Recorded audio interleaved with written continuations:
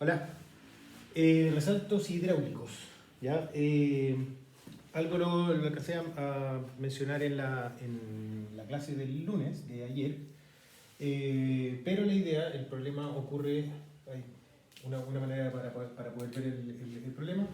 Vamos a, por ejemplo, el canal del laboratorio, que es un canal que tiene una grada, y acá hay una compuerta.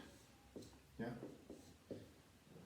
Entonces, si es que ustedes se acuerdan del trabajo grupal de la semana pasada, una configuración que yo tengo es bueno, que la compuerta esté controlando, que hay una altura crítica. Acá yo tengo una altura 1, que es de río. Tengo una altura crítica y bajo la altura crítica yo lo que tendría tener es una altura de torrente, H2, donde H2 es menor que la altura crítica y H1 es mayor que la altura crítica. Entonces tenemos una condición donde acá abajo tenemos, acá abajo de la grada, si nos olvidamos un poco de la compuerta, tenemos un torrente. Pero, por otro lado, nosotros sabemos que la grada también está controlando, ¿ya? De manera tal que abajo de la grada nosotros vamos a tener una compuerta mu por A, y aquí vamos a tener una altura de escurrimiento H3, donde H3 es mayor que la altura crítica.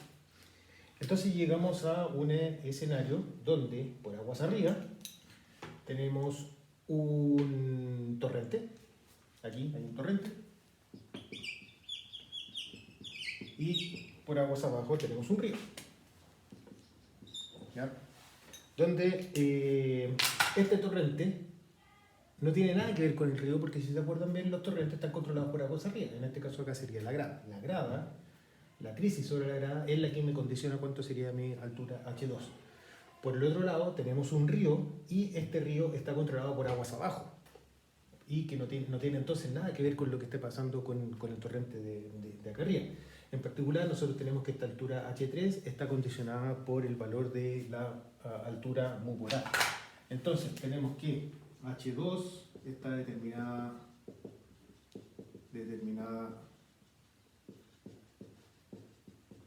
por la grada, tal que la energía de H2 es igual a la energía crítica más el alto de la grada, sub G, digamos que el alto de la grada va a ser E, ¿ya? Y por el otro lado tenemos que H3 está determinada por la compuerta.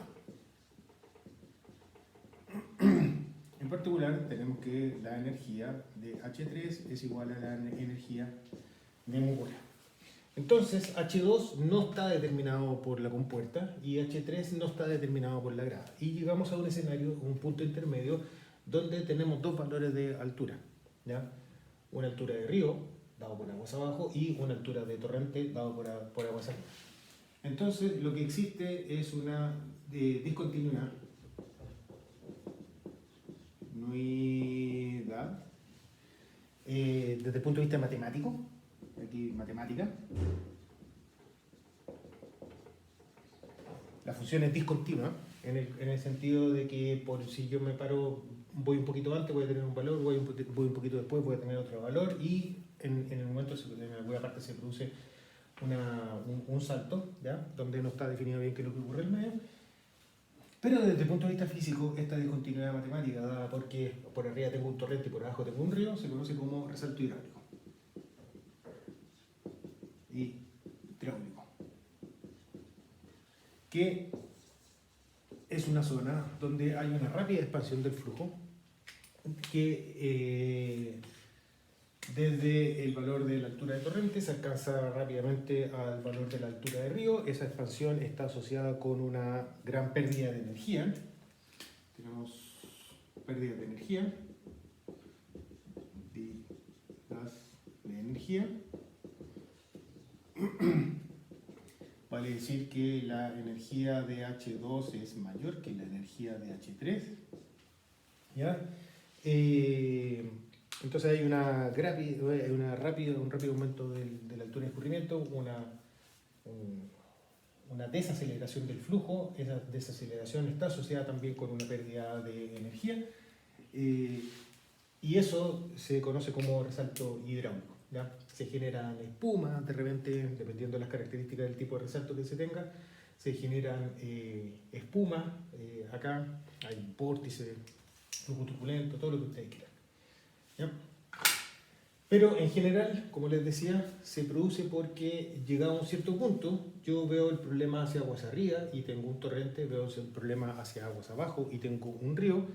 El torrente quedó determinado por mucho más arriba, el río quedó determinado por mucho más abajo y por lo tanto tengo en un punto donde hay dos soluciones que son factibles, ¿ya? Eh, y, y estas dos soluciones serían se compatibilizan con un resalto hidráulico. Si nosotros tenemos un resalto hidráulico donde hay una pérdida de energía, yo sé que la energía en 2 es mayor que la energía en 3, pero yo no sé en general cuánto sería la pérdida de energía, nosotros sí podemos aplicar TCM en el resalto, y lo que se obtiene es que para un canal rectangular,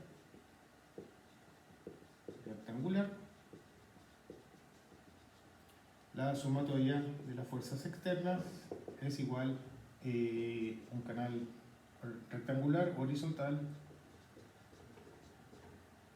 y sin fricción. Tenemos que la sumatoria de las fuerzas externas es igual a ρ QB que sale menos ρ QB que entra, ¿ya? Por lo tanto, tenemos que, siguiendo el análisis del video anterior, llegamos a la definición de la momenta por unidad de ancho, la función momenta, y llegamos entonces que la momenta de H2 es igual a la momenta de H3, ¿ya? Donde H2 es de torrente, es una altura de torrente, y H3 es una altura de río.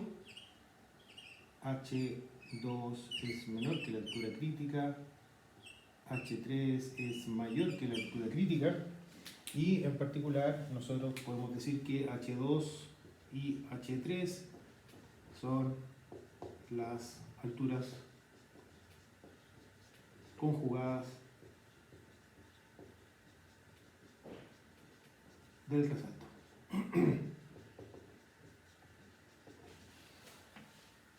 ¿Se alcanza a ver? ¿Ya?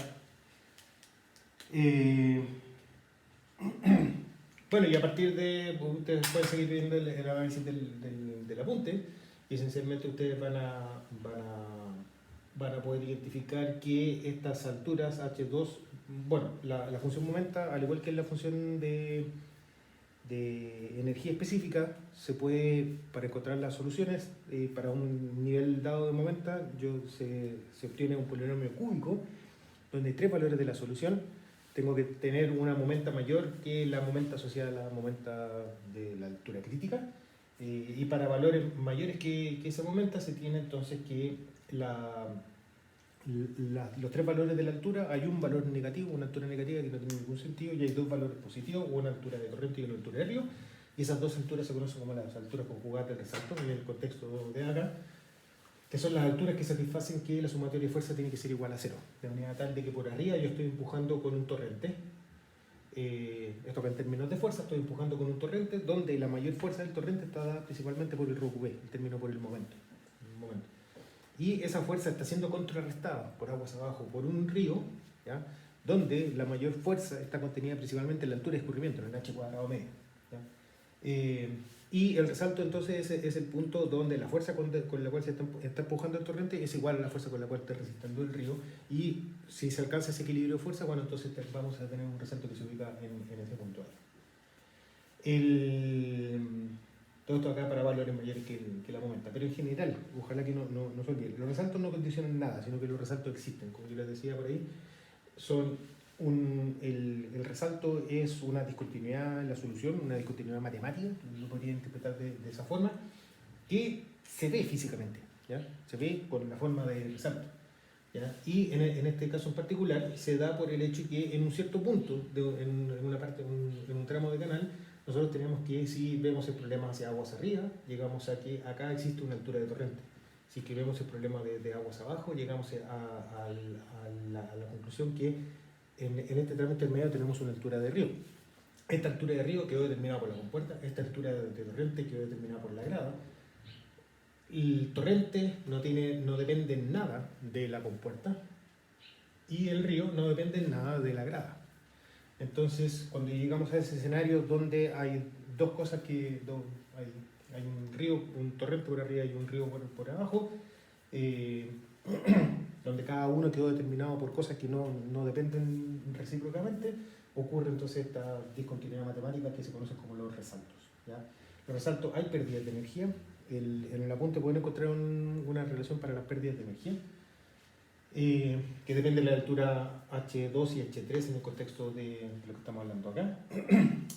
También existen las relaciones de Belanguer, donde yo puedo calcular la altura H3 si es que conozco la altura H2 y viceversa, puedo calcular H2 si es que conozco H3, o bien, por último, desde el punto de vista numérico, ustedes lo que pueden hacer es directamente, al igual que en la energía, resolver el polinomio característico completo de manera tal de obtener todos los valores de la altura de escurrimiento, ¿ya?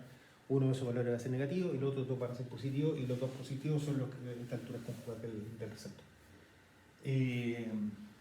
Eso sería por el momento. Hay varios tipos de resaltos, como se imaginarán. Hay resaltos que dependen en función del número de Freud. Todo esto de acá está en el apunte, dependiendo de cuál es el Freud del torrente. Uno se puede clasificar los diferentes tipos de resaltos que existen.